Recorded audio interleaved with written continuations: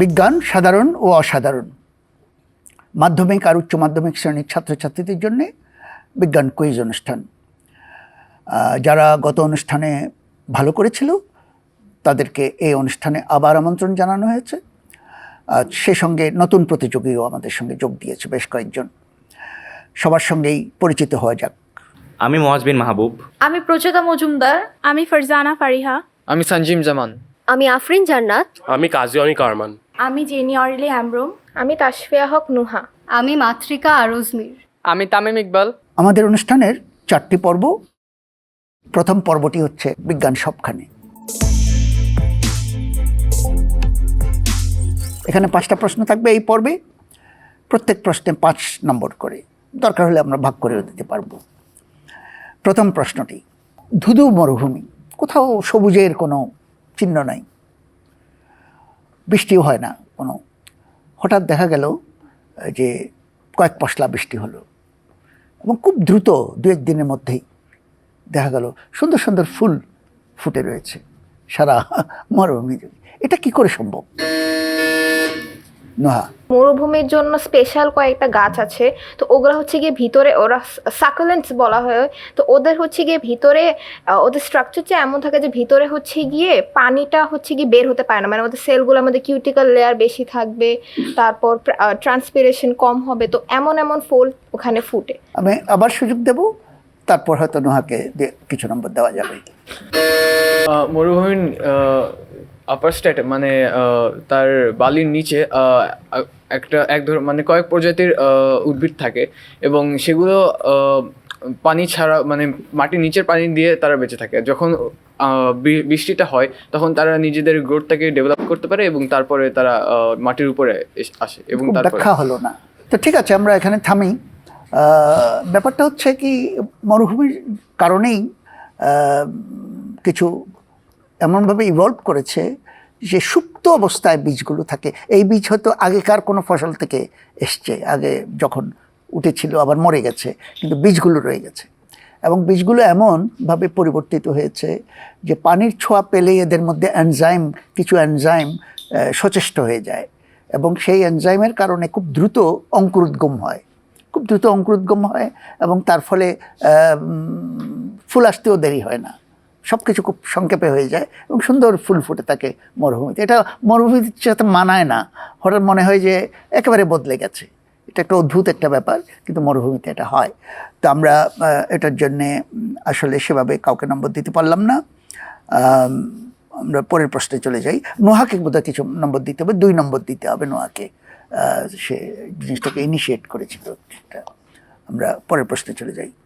যাদের বাড়িতে টিকটিকি আছে তারা হয়তো খেয়াল করে টিকটিকিগুলোকে, এই কামরা থেকে ওই কামরায় যায়, বেশ বাড়েও অনেক টিকটিকি। খেয়াল করলেই দেখা যায় যে তার মধ্যে কিছু টিকটিকি সবসময় থাকে যাদের লেজটা খুব ছোট। বেটে লেজের টিকটিকি দেখা যায়, বড় ছোট সবার মধ্যেই। টিকটিকির লেজ যথেষ্ট লম্বা, কিন্তু এগুলোর লেজটা ছোট। এটা কেন হয়? সঞ্জীব। টিকটিকির একটি ডিফেন্স মেকানিজম রয়েছে যেটি দ্বারা যখন তাকে কেউ আক্রমণ করে তখন তার লেজটি তার প্রকৃত দেহ থেকে আলাদা হয়ে যায় এবং এটিকে নিজের আসল সাইজে আসতে একটু সময় লাগে। এই জন্য তার লেজটা একটু ছোট দেখা যায় যখন আমরা দেখতে পারি। আর বেটে হলেই সে রক্ষা পায় কেউ করে। তার আসল লেজটা যেটা সে খুলে ফেলে সেটির প্রতি যে আক্রমণ করছে তার দৃষ্টি যায় এবং কেন দৃষ্টি যায়? সেটিকে সে একটি বেট হিসেবে ইউজ করে, যেন আক্রমণটা যেন সেই লেজের উপর হয়। আমি এই শেষের অংশটা সঠিক হয়নি, আমি এটা আবার দিচ্ছি। মাতৃকা। স্যার, কারণ যখন লেজটা আলাদা হয়ে যায়, লেজের অংশটা, তখন সেটা নড়াচড়া করতে থাকে, যদিও সেটা দেহের অংশ থেকে আলাদা হয়ে। নড়াচড়া কেন করে? স্যার সেটা বলতে পারছি। ওর মধ্যে কিছু এনার্জি সঞ্চিত থাকে। এটা ইচ্ছে করেই, ইচ্ছে করে ঠিক না, মানে ওইভাবেই এটা ইভলভ করেছে যে লেজের মধ্যে যথেষ্ট এনার্জি সঞ্চিত থাকে, ফলে সে মূল প্রাণীর থেকে বিচ্ছিন্ন হয়ে পরেও অনেকক্ষণ লাফালাফি করে। এতে সুবিধা কি হয়? যে আক্রমণ করছে তার দৃষ্টিটা ওইদিকে যায়, তার দৃষ্টিটা যায় লেজের এবং সে কনফিউজড হয়ে যায় কোনটা আসল কোনটা নকল, কে লেজ আর কে প্রাণী, সে কনফিউজড হয়ে যায়। এই ফাঁকে কিন্তু ও পালায় যেতে পারে। চমৎকার। আমরা নম্বরটা ভাগ করে দেব, দ্বিতীয় মাতৃকাকেই বেশি নম্বর দেব 3 নম্বর, এবং প্রথম যে বলেছে তাকে 2 নম্বর। কারণ ওই এডেড এনার্জিটা খুব বড় জিনিস, এবং এই যে নড়াচড়া করতে পারা, এর জন্য টিকটিকিকে কিন্তু বাড়তি এনার্জি খরচ করতে হয়, এবং এটা বেশি হলে তার স্বাস্থ্যের জন্য এটা ভালো না। আমরা পরের প্রশ্নে চলে যাই। ফাল্গুন চলে গেছে, এখন চৈত্রের শেষ। ফাল্গুনে শিমুল ছিল আমাদের দেশে, শিমুল গাছ, বড় বড় ফুল, পাতা নাই, খুব চোখ কাড়ে। এই চৈত্রের শেষে কিন্তু আসবে পলাশ, একই রকম লাল ফুল, পাতা নাই, মাদার। এইরকম একটা সিচুয়েশন কেন হয়?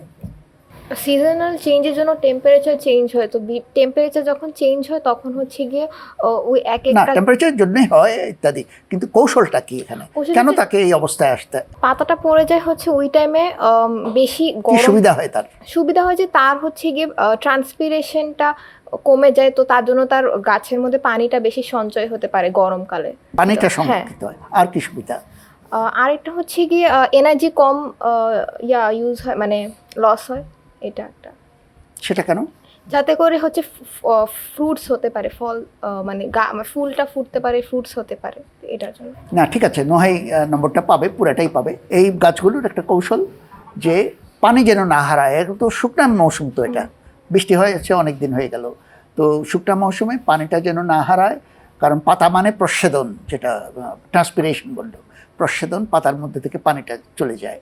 তো পাতা না থাকলে এই লেঠা চুকে গেল, হবে না। আরেকটা সুবিধা আছে যেটা নোহা বলেনি, যে পাতায় ফুলকে ঢেকে রাখতে পারবে না, ফুল একেবারে সবার জন্য উন্মুক্ত। এই উন্মুক্ত করাটার প্রয়োজন আছে, কারণ পরাগ সংযোগের জন্য আকর্ষণ করতে হবে, সেই জন্য পাতাটা উন্মুক্ত।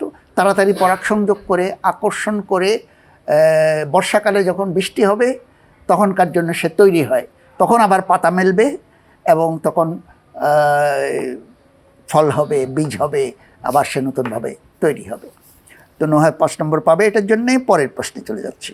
আমাদের শরীরে অনেক সময় কোনো কোনো গোলযোগ দেখা দিলে, বিশেষ করে হার্টের কিছু যন্ত্রপাতি শরীরের ভিতরে চামড়ার ঠিক নিচে স্থাপন করতে হয়, যেটা যেমন পেসমেকার একটা, এরকম আরও 2-1টা জিনিস আছে যেগুলো শরীরের জন্য দরকার। হার্টের পেসমেকারটা হার্টকে সঠিক ছন্দে রাখে, এগুলোর জন্য ব্যাটারি লাগে। তো যেহেতু খুব কম এনার্জি খরচ, ব্যাটারিটা দীর্ঘকাল টিকে থাকে, অল্প অল্প ইলেকট্রিসিটি লাগে, কিন্তু এক সময় না এক সময় গিয়ে ব্যাটারিটা বদলাতে হয়। এভাবে কি সম্ভব, বা কিভাবে করা হচ্ছে যে না শরীরের মাধ্যমেই ইলেকট্রিসিটিটা তৈরি হবে আর ব্যাটারির কোনো দরকার হবে না? নোহা। আমাদের শরীরের মধ্যে অনেক ধরনের মেটালস থাকে, আর ইলেকট্রোলাইটস থাকে, তো সেগুলো হচ্ছে গিয়ে ওই ব্যাটারির মধ্যে কারেন্ট জেনারেট করতে পারে। কি থাকে ভিতরে? ভিতরে মেটালস থাকে আমাদের, বিভিন্ন ধরনের মিনারেলস, ইলেকট্রোলাইটস। মিনারেল দিয়ে কি Electrolytes, মানে ইলেকট্রিসিটি তৈরি হয়? মেটালস দিয়ে মানে অ্যানোড আর ক্যাথোড থাকবে, তো আমাদের না না না, এটা অ্যানোড ক্যাথোড দিয়ে ইলেকট্রিসিটি, ওখানে রীতিমতো শরীরে ব্যাটারির মতো কিছু নাই। আমাদের হার্ট বিটও তো আমাদের। না, আমি আবার সুযোগ দিয়েছি মাতৃকা। স্যার, আমাদের দেহে তো আসলে বিভিন্ন ধরনের শক্তি থাকে, তাপ শক্তি, রাসায়নিক শক্তি। তো কিন্তু আমার তো ইলেকট্রিসিটি দরকার। হ্যাঁ, সেই শক্তি রূপান্তরের না, রূপান্তর এমনি এমনি হয়ে যায় না। আমি আবার দেব, মানে এভাবে বললে হবে না যে আফরিন। স্যার, আমাদের দেহে যে আয়নগুলো থাকে সেগুলো ইলেকট্রিসিটি ট্রান্সফর্ম করতে বা ওই যন্ত্রটাকে সচল আমি কাউকে নম্বর দিতে পারলাম না, এটা পিউজো ইলেকট্রিসিটি বলে, একটা ফিজিক্সের একটা নিয়ম, ক্রিস্টালের সাথে সম্পর্কিত। কিছু ক্রিস্টাল আছে, ক্রিস্টালের মধ্যে তো আয়ন থাকে, তোমার চার্জড অ্যাটমগুলো থাকে। এদিকে চাপ পড়লে পোলারিটিটা এদিকে হয়, মানে একদিকে পজিটিভ হয়, একদিকে নেগেটিভ হয়। আবার চাপটা যখন উল্টা দিকে দেওয়া হয় তখন পোলারিটিটা বদলে যায়, ওইদিকে নেগেটিভ হয়, এদিকে পজিটিভ হয়। আমি যদি বারবার এটাকে পোলারিটি চেঞ্জ করতে পারি, তাহলে কিন্তু এই পজিটিভ নেগেটিভ, আবার নেগেটিভ পজিটিভ, তাহলে একটা অল্টারনেটিং কারেন্টের সৃষ্টি হতে পারে। সিরামিকের কিছু ক্রিস্টাল আছে, আরও কিছু জিনিস আছে যেগুলো ক্রিস্টাল, এগুলোকে পিউজো ইলেকট্রিক ক্রিস্টাল বলে, এই কাজে লাগানো যায়। এবং হার্টের যে চাপ, চাপ আবার চাপ, খালি, আবার চাপ আবার খালি, আবার চাপ। এই যে ছোট্ট মৃদু এটাতেই পিজো ইলেকট্রিসিটিতে ওই ইলেকট্রিসিটিটা তৈরি হয়। তো একবার যদি পিজো ইলেকট্রিক ক্রিস্টালটা দিয়ে দেওয়া যায়, এই যে অল্প ইলেকট্রিসিটি ওখান থেকেই তৈরি হতে পারে। আমরা কাউকে নম্বর দিতে পারলাম না এটার জন্যে। আমরা পরের প্রশ্নে চলে যাই। এই পর্বের শেষ প্রশ্ন, ধুলাবালি। এই ধুলাবালি কথাটা দিয়ে আমরা কিন্তু অনেক কিছুকে বুঝাই। এই ধুলার ঝড় হয়, তারপর বালির ঝড় হয় মরুভূমিতে, তারপর আমাদের নগরীতে এই অল্প 1 ঘন্টার মধ্যে দেখা যায় টেবিলের সব ধুলা পড়ে গেছে। তারপর ধুলার নানান রকম। আমার প্রশ্নটা হলো, এই ধুলা জিনিসটা কি, কোত্থেকে আসে এটা? আফরিন। ধুলা হচ্ছে একটা আবর্জনা টাইপের জিনিস। এর মধ্যে বায়ুর মধ্যে থাকা বিভিন্ন আবর্জনা, তারপরে বালি যেগুলো অত্যন্ত পাতলা হয়ে থাকে, বায়ু এগুলোকে উড়িয়ে তার মধ্যে যে আন্তঃকণা মানে ফাঁকা স্থানগুলো থাকে, এই জায়গায় তাদের স্থান দিতে পারে। আমি এগুলো- পেলাম, যদি বুঝে থাকি, প্রাণীর কথা বললে আর কি?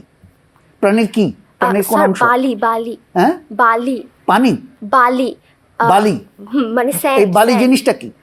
বালি জিনিসটা হচ্ছে অনেকটা এই যে কাচের অনেকগুলো টুকরো করলে বা বালি দিয়ে আমাদের কাচটা তৈরি হয়। বালি জিনিসটা ওই যে মরুভূমিতে আমাদের প্রাকৃতিকভাবে যেটা আসে, কিংবা বলতে পারি সমুদ্রের বিচে যেটা থাকে, আচ্ছা, সেটাই ঠিক বালি। আছে, বালি বুঝলাম। আর কি আছে? আর হচ্ছে অত্যন্ত ক্ষুদ্র ছোট ছোট ধূলিকণা, যেমন বলতে পারি প্লাস্টিকের অত্যন্ত ন্যানো যে রেণু। মানে অনেক ছোট্ট যে ন্যানো জিনিসটা বা কি? রেণু মাইক্রো বলছো না অন্য কিছু? মাইক্রো যে পিসগুলো থাকে প্লাস্টিকের বা যে কোনো কণার, সেগুলো হচ্ছে মানে এগুলো তো দূষণ, এগুলোর মধ্যে basically। দূষণের মধ্যে থাকতে পারে, যেগুলোর অনেক ওজন কম, যেগুলো ঠিক বায়ু আছে, আমি নিজের বুঝতে মধ্যে পেরেছি তুমি রাখতে দূষণের পারে। দিকে বেশি গেছো। তো আমি আরেকবার সুযোগ দেব, যদি খুব প্রাকৃতিকভাবে যে জিনিসগুলো- আমাদের স্কিন সেলস, হ্যাঁ? আমাদের স্কিন আমাদের প্রতিনিয়ত আমাদের স্কিন সেলস Skin? ঝরছে। হ্যাঁ, তো সেটা হচ্ছে কি, যেটা এটা কোন ঝরছে। জায়গায় বেশি? হ্যাঁ, স্কিনের পরিমাণটা কোন জায়গায় বেশি? এপিডার্মি, না, কার ধুলার মধ্যে এটা বেশি? বাসার যে বাসার, ধুলা। মানে নগরীতে যেখানে নগরীতে, মানুষ বেশি। হ্যাঁ হ্যাঁ, মানুষ এখানে বেশি, সেই স্কিন সেলস গুলা আর অন্য ফাইবার বা ময়লা যেগুলো সব মিলে আর কি ধুলাবালিটা হয়। চমৎকার। সবচেয়ে বেশি হলো চামড়া, মানুষের চামড়া এবং প্রাণীর চামড়া উঠে উঠে যায়, শুকনা চামড়া। এই যে আমরা যেটাকে ধুলা বলি, তার একটা বড় অংশ হচ্ছে চামড়া। আরেকটা জিনিস যেটা ও একটু বলেছিল, রেণু, কিন্তু সে এটা পারসিস্ট করে নাই, পরাগরেণু। এগুলো কিন্তু কোনো আবর্জনা না, এগুলো এক প্রাকৃতিক জিনিস। চামড়াও কোনো আবর্জনা না, এটা প্রাকৃতিক জিনিস। এই প্রাকৃতিক জিনিসগুলোই মেইন। আর যে বালি বললে, বালিটা হচ্ছে আসলে শিলা যখন চূর্ণ হয়ে যায়, হ্যাঁ, এই যে বাতাসের দ্বারা ঘর্ষিত হয়ে, তারপর পানির দ্বারা ঘর্ষিত হয়ে ছোট ছোট ছোট ছোট যখন হয়, তখন আমরা বলি বালি। কোথাও বেশি, কোথাও কম। এগুলোই হলো প্রধানত ধুলাবালি। তো নোহা চমৎকার বলেছে যে এই চামড়া, এটা বিশেষ করে নগরগুলোতে আমাদের মতো যেখানে ঘনবসতি, এটাই প্রধান ধুলার। নোহাকে 3 এবং ওকে 2। পরের পর্বে চলে যেতে হবে আমাদেরকে। ইতিহাসের বাকি আমরা অতীতের কোনো একটা ঘটনা, দুর্ঘটনা, আবিষ্কার, তার পূর্ণাঙ্গ একটা পরিচিতি তোমাদের থেকে আশা করব। সেই যে প্রথম এডিসন বিদ্যুৎ বাল্ব তৈরি করেছিল, ঠিক একই প্রিন্সিপালে বাল্ব কিন্তু এডিসন করেছিল 19বিংশ শতাব্দীর শেষে। সেটা চলেছে প্রায় 1930-40 পর্যন্ত। এই একমাত্র ইলেকট্রিক বাল্ব ছিল বৈদ্যুতিক বাতি। এরপর একটা নতুন ধরনের বাতি এসেছে, সেটা হচ্ছে ফ্লুরোসেন্ট বাতি। এটা কখন, কিভাবে, কেন আসলো? ফ্লুরোসেন্ট বাতির মধ্যে হচ্ছে মেকানিজমটা হচ্ছে, এখানে ইনার্ট গ্যাস থাকবে, হিলিয়াম, ক্রিপ্টন বা রেডন, আমার মনে পড়ছে না, বাট এখানে ইনার্ট গ্যাসগুলো থাকবে। আর এখানে হচ্ছে গিয়ে এটা চেম্বারের মধ্যে থাকবে, আর এখানে ইলেকট্রন পাস করা হবে। তো ইলেকট্রন পাস করলে এটা মানে গ্যাস ইলেকট্রনসগুলো হয়ে যখন এনার্জি ছাড়বে, তখন হচ্ছে গিয়ে আলো দেখা যাবে। আমরা কি বলি এটাকে? ফ্লুরোসেন্ট বাতিকে টিউবলাইট বলেছি। টিউবলাইট। নোহার প্রারম্ভটা সঠিক, কিন্তু কমপ্লিট না। আমি কমপ্লিট করার জন্য আর কাউকে সুযোগ দেব। সবগুলোর ভিতরেই যে ইনার্ট গ্যাসগুলো থাকতো সেগুলোর মধ্যে মোস্ট পপুলার ছিল নাইট্রোজেন, আর হচ্ছে টাংস্টেন ইউজ করা হতো যেহেতু ওটার আমার রেজিস্ট্যান্স অনেক বেশি ছিল, এই জন্য এটা অনেক বেশি হিট হয়ে যেতে পারতো। আগে কি হতো যে অন্য একটা মেটালের কারণে বাল্বটা ব্লাস্ট করে যেত যেহেতু ওটার রেজিস্ট্যান্স না কম না ছিল। হচ্ছে না, আমি নোহাকেই নম্বর দেবো এটার শুরুটা করার জন্যে। সে ইনার্ট গ্যাসের কথা বলেছে, এই যে আর্গন, নিয়ন এগুলো, কিন্তু টিউবলাইট বলতে আমরা যেটা বুঝি এগুলো সেটা না। আবিষ্কারটা ছিল ওখান থেকে শুরু, যেগুলোকে আমরা গ্রিজলার টিউব বা ইনার্ট গ্যাসের, কিন্তু ইনার্ট গ্যাসের মধ্যে একটা হচ্ছে মার্কারি, পারদ বাষ্প যেখানে থাকে, সেটাই হলো আমাদের টিউবলাইট। এবং সেটাতে একটা বড় আবিষ্কারটা যেটা হয়েছে 1926 সনে। 1926 সনে এই টিউবলাইটের ভেতরে একটা ফসফর আবরণ দেওয়া হলো, যাতে করে মার্কারি ভ্যাপার একটা ব্লু মতো একটা আলো, অনেক সময় অ্যাডভার্টাইজমেন্টে ব্লু যে দেওয়া হয় নিয়ন বাতির মতো, সেটা মার্কারি। কিন্তু আমরা তো টিউবলাইটে তো ব্লু না, এটা তো হোয়াইট, এটাকে হোয়াইটে পরিণত করে ওই সাদা একটা ফসফর, এবং আলট্রাভায়োলেটকেও কিন্তু হোয়াইট লাইটে পরিণত করে, ফলে যথেষ্ট আলো আমরা পাই। এটা নোহা যেটা বলেছে সেটাই, যে ইলেকট্রনগুলো সেটাকে আয়োনাইজ করে এটাকে তৈরি করে। এটাকে পপুলারাইজ করে 1939-এ যখন নিউ ইয়র্ক ওয়ার্ল্ড ফেস্টিভ্যাল হলো, সেখানে এই টিউবলাইটটা প্রথম।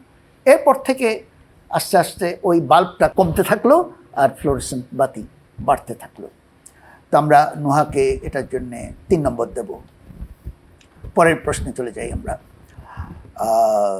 1953 সনে একটা বিরাট আবিষ্কার হয়েছিল, ডিএনএর স্ট্রাকচার আবিষ্কার, এবং সেটা যারা করেছিলেন তোমরা সবাই জানো, যে ফ্রান্সিস ক্রিক আর জেমস ওয়াটসন ছিল, আরও 2-1 তার সাথে জড়িত ছিল। তো এরা 2জনকেই বলা হয় প্রধানত ডিএনএর স্ট্রাকচার আবিষ্কার। কিন্তু এর মধ্যে একটা কিছু অন্যায়ও ঘটেছে, সেটা হলো যে ওয়াটসন একটা ছবি দেখেছিল, ফটো, যেটার নাম হচ্ছে ফটো 51। এই ফটো 51টা যেখান থেকে দেখেছে সেটা উনি কিন্তু এটা তার অনুমতি না নিয়েই দেখেছে, বা এটা স্বীকারও সেভাবে করেনি। তো সে পরে এটা একটা স্ক্যান্ডালের মতো হয়ে গেছে এতদিন পরে। এই স্ক্যান্ডালটা এবং এই জিনিসটা, ফটো 51 জিনিসটা কি প্রচেতা? এই ডিএনএ সিকোয়েন্সের জনক বলা হয় যে ওয়াটসন এবং ক্রিককে, কিন্তু তার আগে রোজালিন ফ্র্যাঙ্কলিন নামে একজন সায়েন্টিস্ট হলো গিয়ে এইটার ধারণা প্রথমত দিয়েছিলেন, এবং তিনি একটা ডিএনএ একটা স্ট্রাকচার একটা ছবিতে তার অবয়বটা দিয়েছিলেন। এটাই হলো গিয়ে ফটো 51 ছিল, এবং কিসের ছবি? এটাই হলো গিয়ে ডিএনএর মধ্যে যে মানে যে পিউরিন এবং পাইরিমিডিন যে একসাথে যুক্ত থাকে সেটার ছবি। না, ছবি এটা তো একটা অনুর তো আর ছবি তোলা যায় না, এটা আসলে কি? সেটা ছিল হলো গিয়ে যে অনুর একটা যে মানে বন্ড ক্রিয়েট করে। ঠিক আছে, স্টোরিটা ঠিক আছে, কিন্তু সায়েন্সটা কি, যে ছবিটা কিসের ছবি? এবং এই রোজালিন ফ্র্যাঙ্কলিন, যার ডাকনাম রোজি, মহিলা, খুব বড় একজন ফিজিসিস্ট, ওদেরই সহকর্মী ছিলেন, খুব বড় মাপের একজন ফিজিসিস্ট। উনি কী ধরনের ফিজিসিস্ট? এই যে ফটো 51 এটা কি, এটা একটু ব্যাখ্যা করতে হবে যদি কেউ।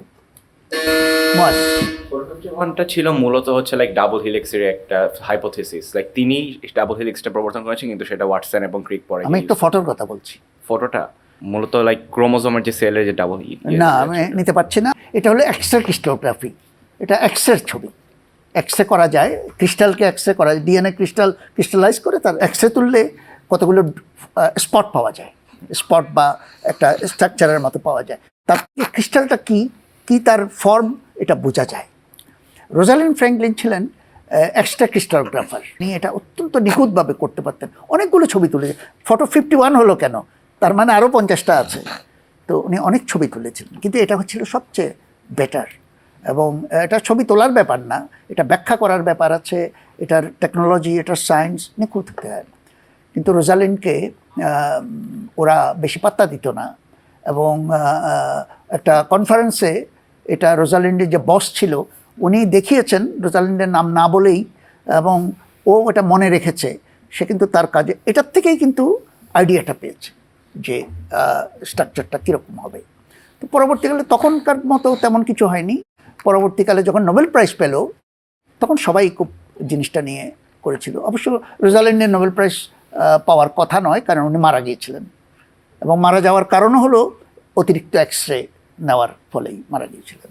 এটা একটা বড় ধরনের এক ধরনের স্ক্যান্ডালের মতোই হয়ে রয়েছে, এবং সেই ঘটনা আরও অনেক নারী বিজ্ঞানীর ক্ষেত্রে ঘটেছে ওই সময় বা তার আগে। রোজালিন তার একটা উদাহরণ। আমরা পরের প্রশ্নে চলে যাই। আমরা 5 নম্বরেই দেব প্রচেতাকে এটার জন্যে। পরের প্রশ্নটা হলো 1920-এর দশকে শেষের দিকে ক্যালিফোর্নিয়ার একটা পর্বতের উপর স্থাপিত মাউন্ট উইলসন দুর্বীক্ষণ, খুব শক্তিশালী একটা দুর্বীক্ষণ, সেটা দিয়ে উনি কাজ করছিলেন, এডউইন হাবল। উনি সিম্পল বেনিয়া সহ কলা যে বলি আমরা, স্পেকট্রাম, সেই স্পেকট্রামের মধ্যে যে দূরের গ্যালাক্সির থেকে যে আলো আসে তাতে একটা অসঙ্গতি দেখে উনি একটা বিরাট আবিষ্কার করে ফেলেছিলেন। সে অসঙ্গতিটা মস অসঙ্গীটার থেকে দেখা যাচ্ছে যে যখন দূরের গ্যালাক্সি থেকে ফোটন কণা আসে, সেটা আসার সময় সেটার যে ওয়েভলেন্থ, সেই ওয়েভলেন্থটা স্ট্রেচ হয়ে যায়। ওয়েভলেন্থটা স্ট্রেচ হয়ে যাওয়ার ফলে কি দেখা যায় যে আমরা জানি স্পেকট্রামের যখন ওয়েভলেন্থ যেটার বেশি সেটা তত বেশি লাল হতে থাকে। সো এটাই তিনি আবিষ্কার করে রেড শিফটের ধারণা দেন, যে যখন অনেক দূর থেকে একটা ফোটন আসতে থাকে তখন সেটার গতির কারণে সেটা ওয়েভলেন্থ স্ট্রেচ হয়ে যায় এবং সেটা লাল দেখায়। বোঝা গেল। তাতে বোঝা গেল যে গ্যালাক্সি না, এবং স্টারটা কত দূরে আছে সেটা আমরা ক্যালকুলেট, স্টার না, এটা গ্যালাক্সি ছিল। হ্যাঁ, মানে গ্যালাক্সিটা কত দূরে আছে, মানে যে বস্তু কত দূরে আছে এটা বোঝা গেল, কত দূরে আছে বোঝা গেল, আর তার থেকে টেম্পারেচার কত সেটা না না না না। আমি এটা আবার কাউকে দেবো, এটা সঞ্জীব কি বোঝা গেল? স্যার বেসিক্যালি বোঝা গেল যে আমাদের ইউনিভার্সটা এক্সপ্যান্ড করছে, এক্সপান্ড করছে, গ্যালাক্সির দূরে সরে যাচ্ছে। জি, এবং সব কিছু দূরে সরে যাচ্ছে, এবং দূরে সরে যাচ্ছে। এর থেকে পরে আমরা বিগ ব্যাং থিওরিটা, বিগ ব্যাং থিওরি এখান থেকে আসলো। দূরে সরে যাচ্ছে, এটা বোঝাটা, এটা উনি আবিষ্কার করেন নাই, এটা অলরেডি আবিষ্কৃত যে কোনো জিনিস যদি দূরে সরে যায়, সেখান থেকে যদি কোনো ওয়েভ আসে, সে ওয়েভলেন্থটা বাড়বে। সেটা যদি আলোর ওয়েভ হয় তাহলে এটা লালের দিকে যাবে। মূল জিনিসটাকে বলা হয় ডপলার শিফট। ডপলার অনেক আগেই আবিষ্কার করেছে। এটা শব্দের ক্ষেত্রেও হয়। শব্দের ক্ষেত্রে শব্দটা যেখান থেকে আসছে সে যদি আমার থেকে দূরে সরে যায়, তখন কিন্তু কি হয়, শব্দটা চাপা হয়ে যায়, ওয়েভলেন্থটা বড় হয়ে যায়, চাপা শব্দ শোনায়। যত চাপা না তার চেয়ে বেশি চাপা মনে হয়। কাজেই এটা 5 নম্বর পাবে সঞ্জীব এটার জন্য। আমরা পরের প্রশ্নে চলে যাই। যা ছিল ল্যাবরেটরির কাজের জন্য খুব ইউজফুল একটা জিনিস, চমৎকার একটা জিনিস, সেটা খুব ঠান্ডা জিনিস, বিশেষ করে লিকুইড এয়ার, লিকুইড নাইট্রোজেন, এগুলো নিয়ে কাজ করছিল তখন 1892-র দিকে। তো সেই সময় একটা ল্যাবরেটরির প্রয়োজনে এটা রাখার জন্যে একটা ফ্লাস্ক আবিষ্কার করেছেন। সেটা পরবর্তীকালে হয়ে গেল মানুষের ঘরে ঘরে, রান্নাঘরে, এসব ঘরে, অফিসে যাওয়ার সময় নিয়ে যাওয়ার জন্য যন্ত্র। সেটা কীভাবে হলো এটা, যেটা ল্যাবরেটরিতে সৃষ্টি হয়েছে, সেটা মানুষের ঘরে ঘরে? আমাদের যে থার্মাল ফ্লাস্কগুলা, যেটা হচ্ছে কি আমরা খাবার গরম রাখার জন্য বা ঠান্ডাকে ঠান্ডা রাখার জন্য ইউজ করি, সেটা তো এটা হচ্ছে অ্যাডিয়াবাটিক প্রসেসে, ওখানে কোনো না, ঠিক আছে, কিন্তু গল্পটা কি? ওই যে বললাম যে ল্যাবরেটরিতে কে করলো, তারপরে মানুষের কাছে কে নিয়ে গেল, এটাই তো ইতিহাসটা বলতে হবে। থার্মাল ফ্লাস্ক কীভাবে কাজ করে সেটা তো আমরা জানি, কিন্তু ইতিহাসটা বলতে হবে। ইতিহাসটা বলার জন্য মনে হচ্ছে যে কেউ বলবে না। এটার নাম কিন্তু ল্যাবরেটরিতে এটার নাম থার্মোফ্লাস্ক না, এটার নাম ডিওয়ার ফ্লাস্ক। কারণ স্যার ডিওয়ার একজন ব্রিটিশ সায়েন্টিস্ট, উনি ওই যে বললাম লিকুইড এয়ার, খুব ঠান্ডা লিকুইড, এটা যাতে রাখা যায়, বয়েল করে উড়ে না যায়, এই জন্য 2 দেওয়াল বিশিষ্ট ফ্লাস্কটা বানিয়েছিলেন। এখনও ল্যাবরেটরিতে এটাকে ডিওয়ার ফ্লাস্কই বলা হয়। কিন্তু যিনি এই কাঁচের কাজটা করেছেন, উনি একজন glass blower, British glass blower. ওনার নামটা হলো রাইনহোল্ড বার্জার, ওনার নাম। উনি ওই ডুয়ারের সাথে কাজ করেছেন, বোতলটা উনি বানিয়ে দিয়েছেন। ওনার খেয়াল হলো মাথায় যে ডুয়ারের কাজ করুক, আমি যদি এটাকে উপরে একটা ছিপি লাগাই দিই এবং একটা মুখ লাগাই দিই যেখানে চা ঢেলে চা খাওয়া যাবে, আর একটা টিনের মধ্যে ভরি যাতে করে আঘাত লাগলে না ভাঙে। ল্যাবরেটরিতে সবাই সাবধান থাকে, বাড়িঘরে কে সাবধান থাকবে? তো সেখানকার জন্য একটা টিনের মধ্যে ঢুকাই দিই, তো চমৎকার চা খাবো এটার থেকে। ও এটা প্যাটার্ন করে ফেললো, এই বার্জার সাহেব। বার্জার সাহেব এটা প্যাটেন্ট করে, সে তো ওটা বোতল বানিয়েছে, সে জানে এটা প্যাটেন্ট করে, উনি এটার নাম দিলেন থার্মোস। এই থার্মোস নামে এটাকে বাজারজাত করলেন। এখনও তুমি থার্মোস পাবে, থার্মোস বলে একটা কোম্পানি আছে যে থার্মোফ্লাক্স বানায়, তারপরে চমৎকার স্টোরি। কিন্তু এখনও তুমি ডিওয়ারও পাবে, ডিওয়ার বোতল ল্যাবরেটরিতে পাবে। আমরা এটার জন্য কাউকে নম্বর দিতে পারলাম না। পরের প্রশ্নে চলে যাই।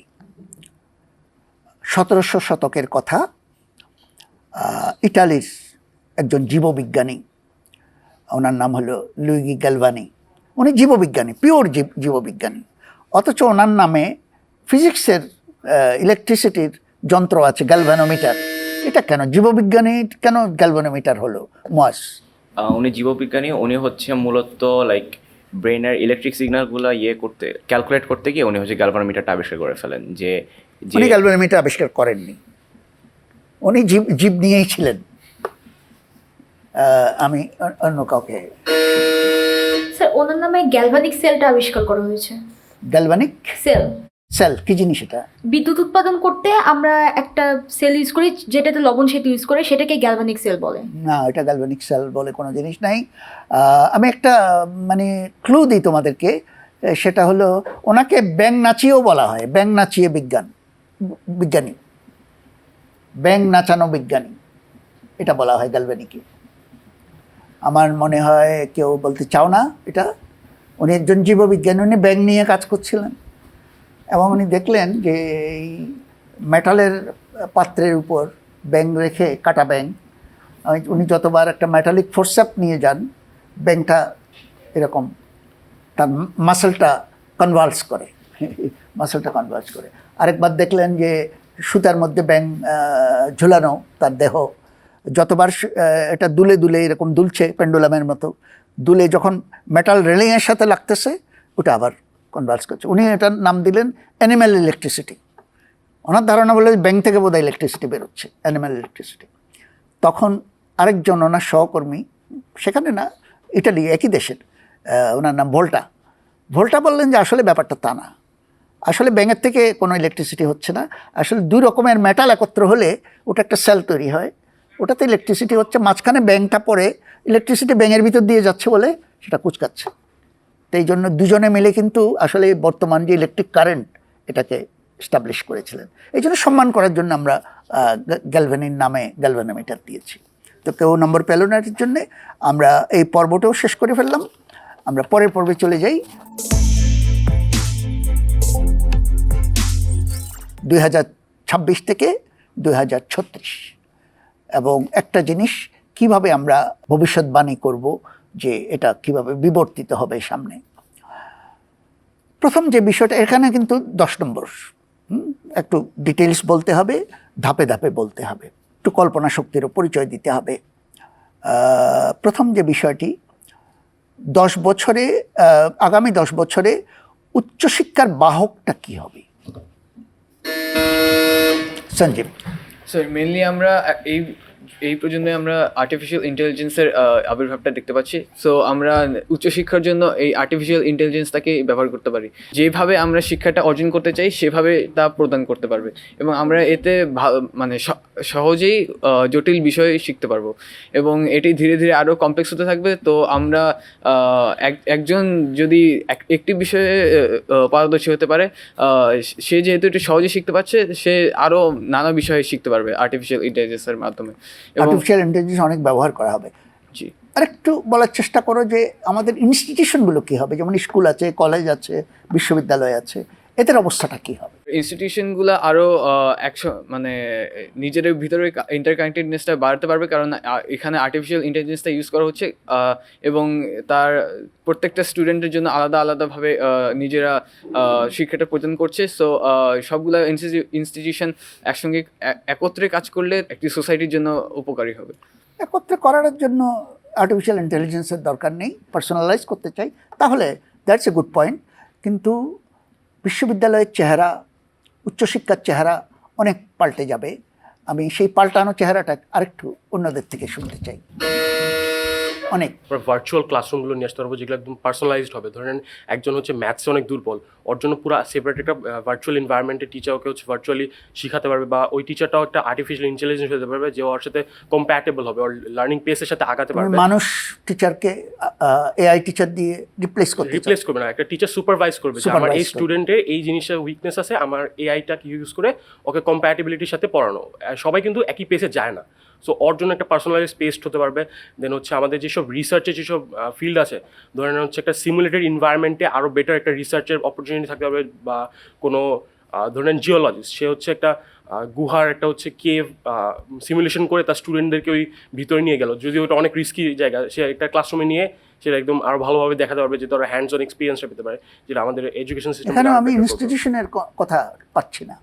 ইনস্টিটিউশনগুলো হচ্ছে ধরেন ভার্চুয়াল স্টাডি তো একটা আছে, তার পাশাপাশি হচ্ছে যে অনলাইন ক্লাসেসও ইউজ করতে পারবে, যেখানে হচ্ছে তারা আরও এফেক্টিভলি লার্নিং করতে পারবে যে কোনো জায়গা থেকে। আর যে সবচেয়ে বেশি কাজে দেবে সেটা হচ্ছে আর্টিফিশিয়াল ইন্টেলিজেন্স, সবার হচ্ছে মনিটরিং আর হচ্ছে পারফরমেন্স বেসড অনুযায়ী কম্প্যাটেবল এডুকেশন। ঠিক আছে, আমি এখানে থামি। আমরা অনেককেই বেশি নম্বর দেবো এটার জন্য, 6 নম্বর। আর প্রথম যে বলেছে তার জন্য 4 নম্বর। অনেকগুলো পয়েন্ট বলেছে, তা ঘুরে ফিরে কিন্তু আর্টিফিশিয়াল ইন্টেলিজেন্স। কিন্তু আর্টিফিশিয়াল ইন্টেলিজেন্সকে মেনে নিয়েও আরও অনেক ব্যাপার আছে। একটা হলো যে বিশ্ববিদ্যালয় বা ওই লেভেলের যে ইনস্টিটিউশনগুলো আমাদের আছে, তারা এখন মেইনলি বা প্রথাগতভাবে যেটা করে এসছে, জীবিকার সাথে তার একটা সম্পর্ক আছে, যে ডাক্তার তৈরি করেছে, ইঞ্জিনিয়ার তৈরি করেছে, বা কম্পিউটার সায়েন্টিস্ট তৈরি করেছে। এখন কিন্তু এগুলোর ডিমান্ড অন্যরকম হয়ে যাবে আর্টিফিশিয়াল ইন্টেলিজেন্সের কারণে।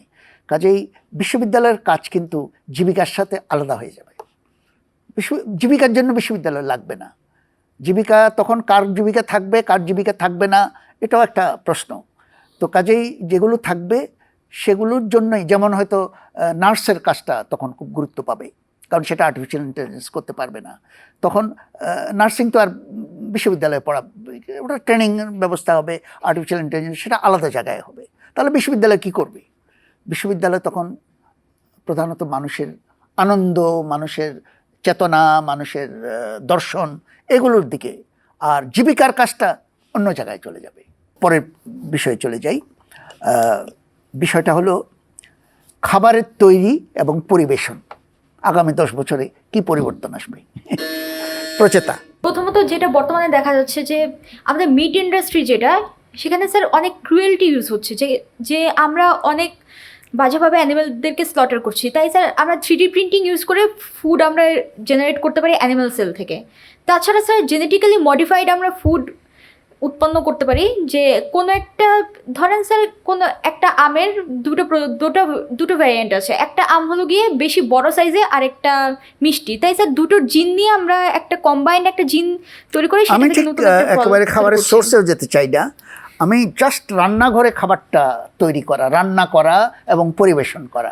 স্যার আচ্ছা, তাহলে স্যার এটাতে একটা জিনিস করতে পারি, সেটা হলো গিয়ে যে টাইমার। তাই খাবারের যেটা করছি যে আমরা একটা মানে ডিভাইসগুলো একটা টাইমার সহ হবে, আর সেটা পার্সোনালাইজড হবে। যেমন এই ডিশের জন্য এতটুক টাইমের পরে হিটটা বাড়িয়ে দেওয়া হবে বা কমিয়ে দেওয়ার পরে। আমার নজরটা খুব ছোট, এটা অনেক কিছু করা যায়, এখনই করা যাচ্ছে। টাইমার তো সেই সেকালে জিনিস, টাইমার তো আছেই। আমি অন্য কাউকে সুযোগ দেবো এটার জন্য।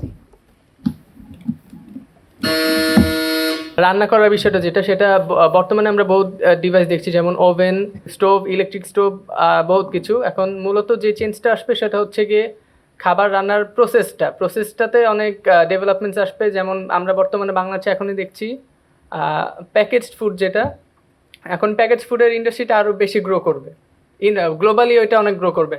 বর্তমানেও বহুত দেশ আছে যারা প্যাকেজ ফুডের উপর অতটা অগ্রাধিকার দিচ্ছে না। প্যাকেজ ফুড বলতে কি বোঝাচ্ছ তুমি? প্যাকেজ ফুড বলতে যেটা একদম মেড থাকবে, প্রসেস থাকবে, মানে ওটা জাস্ট আপনার রান্না করা থাকবে, রেডি টু কুক, বা অনেক সময় রান্না করাই থাকবে, জাস্ট হিট করতে হবে। আর এরকম অনেকগুলা মানে নিউ একটা প্যাকেজিং সিস্টেম আছে, যেটার মাধ্যমে পোর্টেবল ফুড, যেটা আপনি ধরেন স্টোভ নেই, আপনার কাছে কিছু নেই, একটা জায়গায় আছেন, সো আপনি ওটার মধ্যে কেমিক্যাল রিঅ্যাকশনের মাধ্যমে আমরা হিট প্রডিউস করে দেন আমি অন্য কাউকে সুযোগ দেব, কারণ এখানে প্যাকেজড ফুড তো কেউ না কেউ তো তৈরি করেছে। জি, কাজেই তৈরির ব্যাপারটা তো আসলো না এখানে। আমরা আর কাউকে সুযোগ দেব যে স্যার আরেকটা আমি বলতে চাচ্ছি যে মানে আমরা আমাদের যে রান্না যখন করছি তখন স্যার রিস্কের একটা ফ্যাক্টর থাকে, যেমন তেল ছিটে আসার একটা ফ্যাক্টর থাকে বা কেটে যাওয়ার একটা সম্ভাবনা থাকে। তাই ডিভাইসগুলোতে যদি এরকম একটা সেন্সর থাকে যে এখন মানে তাই তারা মানে এভাবে মোশন সেন্স করে আগে থেকে এরকম একটা মানে সেফটির একটা ব্যবস্থা নিবে যাতে রিস্কটা একটু কমিয়ে না আনা ঠিক যায়। আছে প্রচেতা, তুমি আগেও বলেছো, আমি আর কাউকে সুযোগ দিতে চাই মাত্র। স্যার মানে নিকট ভবিষ্যতে এরকমও হতে পারে যে এরকম যন্ত্র আবিষ্কৃত হলো যেখানে আমরা খাবারের মানে খাবারগুলো দিচ্ছি আর প্রয়োজনীয় মশলাপাতি যা দরকার সেগুলো দিচ্ছি, আর মানে মেশিনটা এভাবেই তৈরি করা হবে যে তারা আমাদের খাবারটা রান্না করে এভাবেই পরিবেশন করে দিচ্ছে। আর এখন তো বিদেশে বিভিন্ন রেস্টুরেন্টে দেখা যায় যে রোবটরা পরিবেশন করছে, বা দেখা যায় যে মানে স্বয়ংক্রিয়ভাবেই খাবারগুলো যার যার জায়গায় চলে যাচ্ছে এরকম। আমি মাতৃকাকে পুরো নম্বরটাই দেবো। মাতৃকা আসল লাইনে এসছে, সামনের ঘটনা এটাই, এআই অ্যান্ড রোবট, এটাই হলো খাবারের ভবিষ্যৎ। আমাদের এই পর্ব শেষ হয়ে গেল। লিমেরিক ছড়া, মজার ছড়া, 5 লাইনের ছড়া। প্রথম লিমেরিক, মনোযোগ দিয়ে শুনতে হবে। 2 পেঁচানো সিঁড়ির আলিঙ্গন, মাঝখানে ধাপে ধাপে ঘটে আরোহণ, ATCG কার পরে কি, সেটি বলে দে জীবন কেমন। সঞ্জীব। স্যার এই লিমিটটি দ্বারা আমরা ডিএনএ স্ট্রাকচারটাকে বুঝতে পারছি। 2 পেঁচানো বলতে এখানে ডাবল হেলিক্স স্ট্রাকচারটা বোঝানো হয়েছে, এবং এখানে সিঁড়ি বলতে সে ভিতরের বন্ডগুলোকে বোঝানো হয়েছে, এবং এই সিঁড়ির 2 প্রান্তে পাইরিমিডিন এবং পিউরিন রয়েছে, এবং এর ভিতর বন্ডটা ফর্ম করে একটি হেলিক্যাল স্ট্রাকচার, যেটিকে ডিএনএ এখানে যে এই কথাটা বলছে যে ATCG কার পরে কি, এই কার পরে কি এটাকে সায়েন্সের ভাষায় কি বলা হয়? কার পরে কি, যে এটা ডিএনএ সিকোয়েন্সটাকে বোঝানো হয়েছে। সিকোয়েন্স বলা হয়। উত্তর সঠিক। সঞ্জীব ঠিকই ধরেছে পুরা ছড়াটা, তাই 10 নম্বর পাবে এটার জন্য। চড়ুইয়ের বিচিত্র সব ঠোঁট, এক দ্বীপে তবু একটি দেখি মোট, খাপ খাও নইলে মরো, প্রকৃতির একথাই বড়, তাই প্রতি দ্বীপে খাদ্য অনুযায়ী ঠোঁট। মজ। চড়ুইয়ের ঠোঁট একটাই, কিন্তু কোথাকার চড়ুই, কিসের চড়ুই, এখানে হচ্ছে একটা স্পেসিফিক বলা লাগবে কোন দ্বীপ। কোন দ্বীপ সেটা? এখানে মূলত ইন্দোনেশিয়া জাভা দ্বীপের কথা বলা। না, আমি এটা নিতে পারছি না, এটা আবার ছড়াটা পড়ি, তারপর আবার সুযোগ পাবে। চড়ুইয়ের বিচিত্র সব ঠোঁট, এক দ্বীপে তবু একটি দেখি মোট, খাপ খাও নইলে মরো, প্রকৃতিতে একতাই বড়, প্রতি দ্বীপে খাদ্য অনুযায়ী ঠোঁট। অনেক শরীর অনেক ধরনের ঠোঁট আছে, কিন্তু আমার একটা সার্টেন রিজনে এক ধরনেরটাই আমি দেখতে পাই। সেই সার্টেন রিজিয়নটা কোথায়? আর সেই সার্টেন রিজনটা আমি ঠিক জানি না, বাট হচ্ছে পরেরটা হচ্ছে সার্ভাইভাল অফ দ্য বেস্টের কথা বলা হয়েছে, যে হচ্ছে ঠিক আছে, আমি স্পেসিফিক যদি বলতে পারো তাহলে আফরিন। জি, এখানে ঠোঁটের বিভিন্ন রঙের কথা বলা হয়েছে, এবং এখানে অভিযোজনের কথা বলেছে কেন ঠোঁটের বিভিন্ন রং, এবং ওখানে বলা হচ্ছে একটাই বেছে নিতে হবে, খাপ খাও নাহলে মরো, মানে তোমাকে একটা বৈশিষ্ট্যই বেঁচে থাকবে ঠিক যারা আছে অভিযোজন আফরিন, কথা করতে সঠিক, পারবে। কিন্তু নম্বর দিতে পারছি না, স্যার, কারণ এই জিনিসটা মুয়াজও বলেছে। আর একটু বলবো? না, আর বলার দরকার নেই। এটা ডারউইন যখন গ্যালাপাগোস আইল্যান্ডে গিয়েছিলেন ওনার বিশ্বভ্রমণে, তখন যে প্রত্যেক আইল্যান্ডের চড়ুই তার ঠোঁটটা আলাদা আলাদা ছিল, এবং তখনই এই ন্যাচারাল সিলেকশনের আইডিয়াটা তার মাথায় এসেছিল। আমি মুয়াজকেই কিছু নম্বর দেবো, 5 নম্বর, অর্ধেক বিষয়টা বলার জন্যে, কিন্তু তার ব্যাকগ্রাউন্ডটা সে বলতে পারেনি, যেটা ঐতিহাসিক গুরুত্বটা তার ডারউইনের ক্ষেত্রে। 5 নম্বর মুয়াজ এটার জন্য পাবে। আমরা আমাদের অনুষ্ঠানটাও এখানে শেষ করে ফেললাম, এবং সম্পূর্ণ স্কোর কার্ডটা আমরা দেখি। যারা অপেক্ষাকৃত ভালো করেছে তাদেরকে আগামী অনুষ্ঠানে আবার আমন্ত্রণ জানাতে পারবো, সেই সঙ্গে নতুন প্রতিযোগীরাও যোগ দেবে আমাদের সঙ্গে, তাদেরকে আমরা আমন্ত্রণ জানাবো, এবং দর্শক শ্রোতাদেরকেও আগামী অনুষ্ঠানে আবার আমন্ত্রণ জানাতে চাই। ধন্যবাদ সবাইকে।